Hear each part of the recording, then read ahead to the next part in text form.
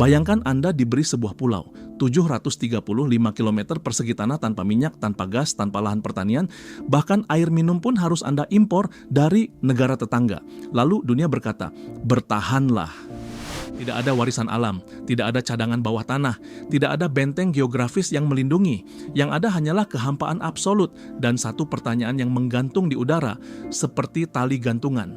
Dari mana sebuah bangsa membangun kejayaannya ketika bumi sendiri tidak memberi apa-apa? Dan hari ini, di awal tahun 2026, Pulau 735 km persegi itu berdiri sebagai salah satu negara paling maju di muka bumi.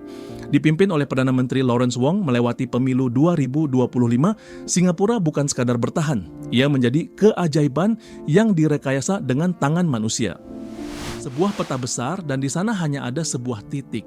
Titik yang seharusnya tidak ada. Lahir bukan dari kemerdekaan, melainkan dari pengusiran. Nah, inilah paradoks pertama Singapura. Negara yang dibangun bukan karena menang, melainkan karena tidak punya pilihan lain. Dan dari keterpaksaan itu, mereka menyusun sebuah arsitektur kekuasaan yang tidak lazim.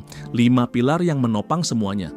Meritokrasi tanpa kompromi, anti korupsi yang nyata bukan slogan, negara sebagai investor raksasa, kontrak sosial yang menjamin rumah dan kesehatan, serta pragmatisme jangka panjang yang dingin dan kalkulatif.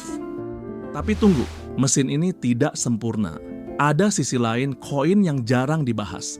Kritik atas kebebasan yang dibungkam, harga sosial yang dibayar diam-diam, dan keterbatasan model ini untuk ditiru begitu saja. Karena kontrak sosial bisa ditulis ulang, dan Singapura sendiri lewat Forward Singapore sedang melakukannya. Sebuah titik di peta, luasnya hanya sekitar 735 km persegi, lebih kecil dari banyak kota di Indonesia. Tidak ada minyak, tidak ada gas, tidak ada tambang, bahkan tidak ada cukup lahan untuk memberi makan rakyatnya sendiri. Air minumnya masih harus dialirkan dari negara tetangga hingga hari ini. Saat dipaksa berdiri sendiri pada tahun 1965, mayoritas penduduknya miskin, pengangguran merajalela, dan banyak yang tinggal di permukiman kumuh. Bagi banyak pengamat saat itu, negara ini tidak punya masa depan. 6 dekade kemudian, titik kecil itu, Singapura, menjadi salah satu negara terkaya di dunia. Pendapatan per kapitanya melampaui banyak negara Eropa Barat. Pelabuhannya termasuk tersibuk di planet ini.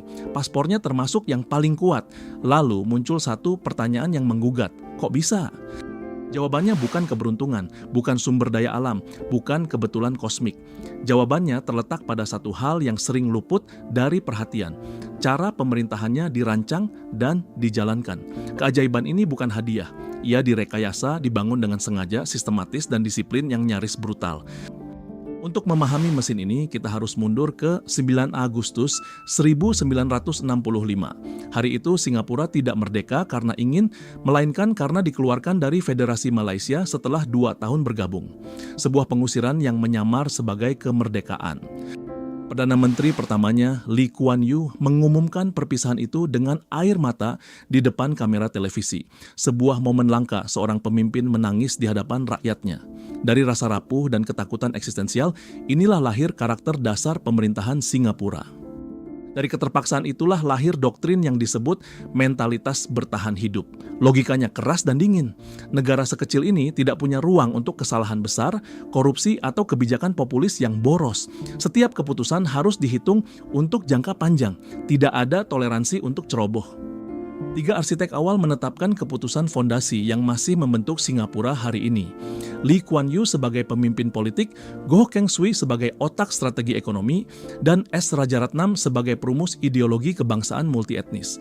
3 pikiran, 1 misi, 0 cadangan untuk gagal. Mereka menarik investasi asing besar-besaran, bahkan saat banyak negara berkembang justru mengusir modal asing. Mereka menegakkan supremasi hukum yang ketat, dan mereka menjadikan bahasa Inggris sebagai bahasa kerja bersama, menyatukan masyarakat Tionghoa, Melayu, dan India, sekaligus menghubungkan negara ini dengan ekonomi global. Mari kita bedah anatomi dari mesin kekuasaan ini. Secara formal, Singapura adalah republik parlementer yang meniru sistem Westminster warisan Inggris. Tetapi di balik kerangka familiar itu, ia dijalankan dengan cara yang sangat dan menggelisahkan khas. Presiden Singapura sebagian besar bersifat seremonial. Namun sejak reformasi tahun 1991, ia dipilih langsung oleh rakyat dan memegang semacam kunci kedua atas cadangan keuangan nasional yang sangat besar. Pemerintah tidak bisa sembarangan menguras tabungan lintas generasi tanpa persetujuan presiden. Kekuasaan eksekutif nyata berada di tangan Perdana Menteri dan Kabinet. Sejak 15 Mei 2024, jabatan ini dipegang oleh Lawrence Wong, Perdana Menteri keempat dalam sejarah Singapura, yang merangkap Menteri Keuangan dan merupakan PM pertama yang lahir setelah kemerdekaan 1965, sebuah penanda simbolis pergantian generasi. Kabinet Singapura terkenal kecil, padat, dan teknokratis. Para menterinya bukan politisi karier dalam arti tradisional, melainkan figur dengan rekam jejak di birokrasi, militer, hukum, atau dunia profesional yang direkrut ke politik. Ini bukan panggung, ini adalah ruang operasi. Inti dari teka-teki politik Singapura adalah satu partai, People's Action Party. Partai ini telah memerintah tanpa terputus sejak sebelum kemerdekaan lebih dari 6 dekade. Pada pemilu 3 Mei 2025, PAPE kembali menang telak, meraih 87 dari 97 kursi parlemen dengan 65,57% suara nasional. Tapi tunggu dulu. Dominasi 6 dekade ini adalah pedang bermata dua. Ia memberi stabilitas dan kesinambungan kebijakan jangka panjang yang luar biasa, tetapi sekaligus memunculkan pertanyaan serius tentang kontrol dan keseimbangan kekuasaan. Stabilitas dan kebebasan, bisakah keduanya berdampingan atau salah satu harus mati demi yang lain? Jika ada satu kata yang menjadi jantung ideologi Singapura, kata itu adalah meritokrasi. Negara ini memburu talenta terbaiknya sejak bangku sekolah melalui sistem beasiswa pemerintah yang sangat prestisius, dikirim ke universitas terbaik dunia, lalu diikat untuk mengabdi di birokrasi negara selama bertahun-tahun. Lalu datanglah instrumen paling kontroversial sekaligus paling khas, gaji pejabat publik yang dipatok mendekati standar sektor swasta.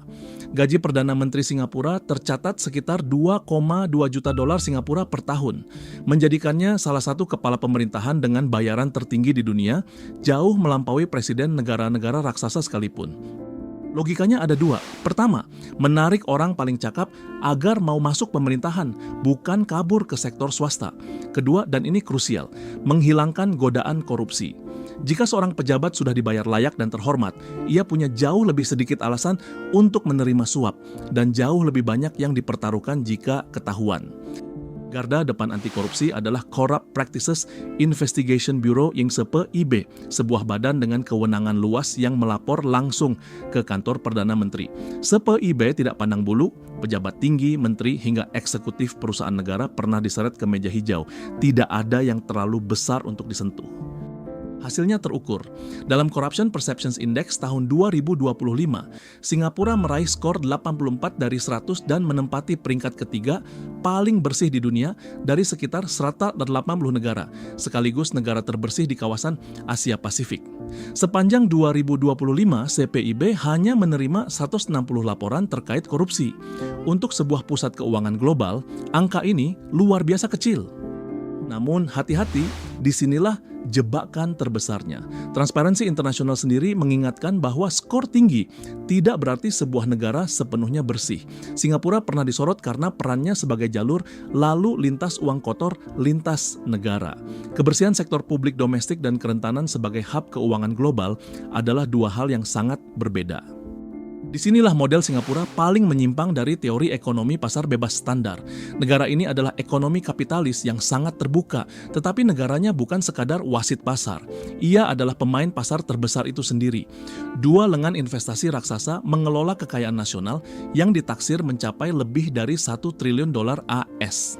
GIC didirikan tahun 1981, mengelola cadangan devisa Singapura secara global dan pasif.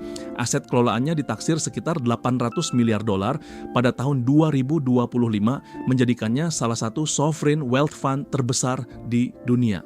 Singapura termasuk negara pertama yang membangun dana kekayaan negara tanpa bersandar pada komoditas seperti minyak. Temasek Holdings didirikan tahun 1974, bertindak seperti perusahaan induk dan investor aktif. Portofolio bersihnya mencapai sekitar 434 miliar dolar Singapura per Maret 2025, dengan tingkat pengembalian total sejak berdiri sekitar 14% per tahun yang dihimpun selama 5 dekade. Ini bukan keberuntungan, ini adalah disiplin yang dikristalisasi menjadi angka. Lewat mekanisme Net Investment Returns Contribution, pemerintah boleh memakai sebagian hasil investasi dari GIC, Temasek, dan IMAS untuk membiayai anggaran tahunan, tanpa menyentuh pokok cadangannya. Dalam praktiknya, hasil investasi ini menyumbang hingga sekitar 1/5 anggaran negara. Singapura sebagian membiayai dirinya dari bunga kekayaan yang ditabung lintas generasi. Kemajuan ekonomi akan rapuh jika rakyat tidak ikut merasakannya. Disinilah Singapura membangun salah satu kontrak sosial paling khas di dunia, berpusat pada satu gagasan. Setiap warga harus punya saham nyata dalam keberhasilan negara, terutama lewat kepemilikan rumah. Housing dan Development Board (HUD BIGOM) membangun mayoritas tempat tinggal di Singapura. Flat HDB bukan sekadar hunian sewa untuk kaum miskin. Penghuninya memilikinya melalui hak guna jangka panjang dan nilainya bisa naik. Hasilnya, sekitar 58 hingga 90% rumah tangga warga Singapura memiliki rumah sendiri, salah satu tingkat kepemilikan rumah tertinggi di dunia. Mekanismenya cerdik. Pemerintah memasok tanah ke HDB dengan harga rendah, flat dijual lewat skema build to order pada harga di bawah pasar, dan pembeli rumah pertama dari keluarga berpenghasilan rendah menengah mendapat berbagai subsidi yang nilainya bisa mencapai puluhan ribu dolar. Bahkan komposisi etnis di setiap blok perumahan diatur memaksa pembauran sosial secara fisik. Bagaimana warga mampu membeli rumah-rumah itu? Jawabannya adalah Central Provident Fund (SCPIF), sistem tabungan wajib nasional. Setiap pekerja dan pemberi kerja menyetor sebagian gaji setiap bulan. Dana ini adalah dompet hidup yang serbaguna, mencicil rumah, membayar biaya kesehatan, hingga dana hari tua. Total aset CPF ditaksir sekitar 397 miliar dolar. Di atas semua pilar ini berdiri satu filosofi pemersatu, pragmatisme. Pemerintah Singapura jarang terikat pada ideologi kaku. Pertanyaan utamanya selalu sederhana dan dingin. Apakah ini berhasil? Jika terbukti efektif, dipertahankan. Jika gagal, diubah. Betapapun populernya. Ini bukan idealisme. Ini adalah bedah tanpa anestesi.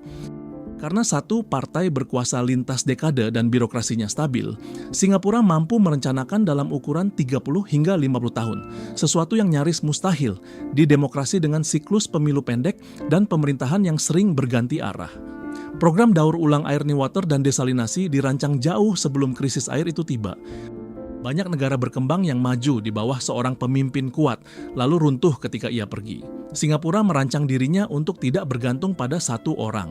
Suksesi kepemimpinan dijalankan secara terencana dan mulus, sebuah sistem estafet yang langka. 4 generasi PM dalam 6 dekade, semua melalui transisi terencana.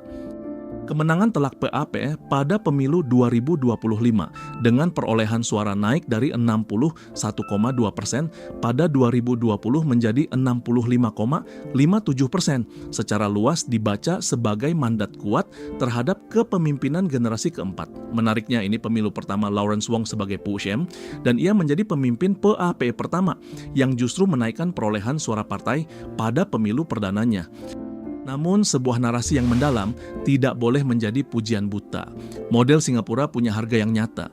Kebebasan pers di Singapura secara konsisten mendapat peringkat rendah dalam berbagai indeks internasional. Undang-undang tentang ketertiban umum, pencemaran nama baik, dan berita bohong dinilai sejumlah pengamat dapat membatasi kritik terhadap pemerintah.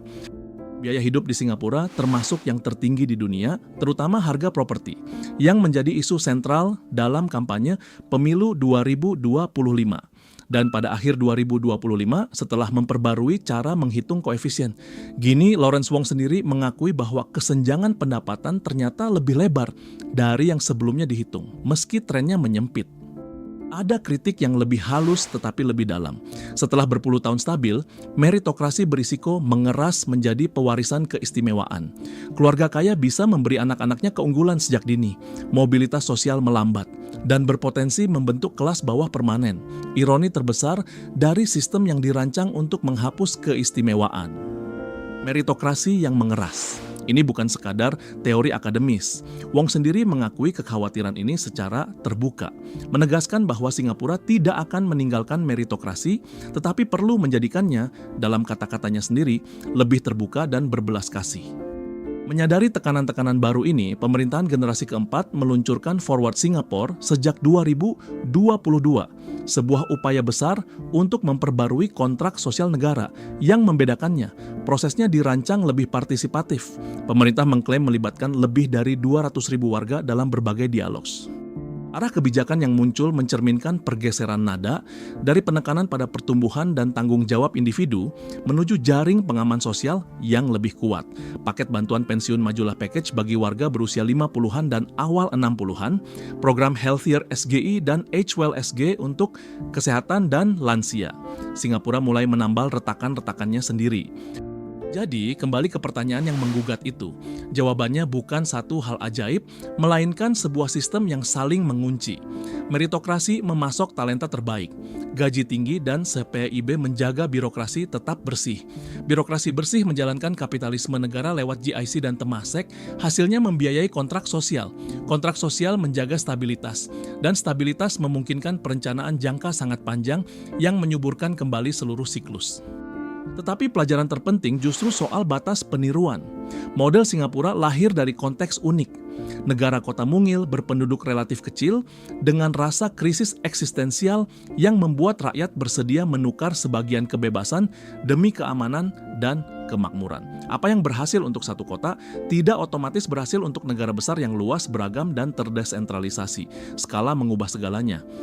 Maka alih-alih meniru bentuknya, yang lebih masuk akal adalah meniru prinsip-prinsipnya, komitmen tanpa kompromi terhadap pemberantasan korupsi, menempatkan orang yang kompeten dan berintegritas pada jabatan publik, berpikir jangka panjang melampaui satu periode pemilu, menabung di masa baik untuk masa sulit, memastikan rakyat ikut memiliki saham dalam kemajuan negara, dan kemauan untuk jujur menghadapi kelemahan sendiri, seperti yang kini ditunjukkan lewat Forward Singapore.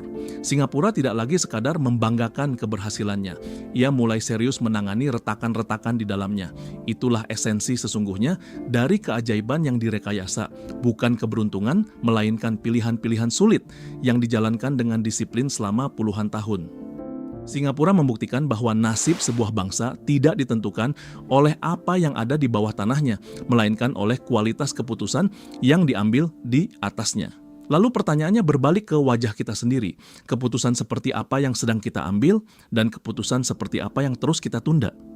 Mari kita tatap angka-angka ini dengan jujur.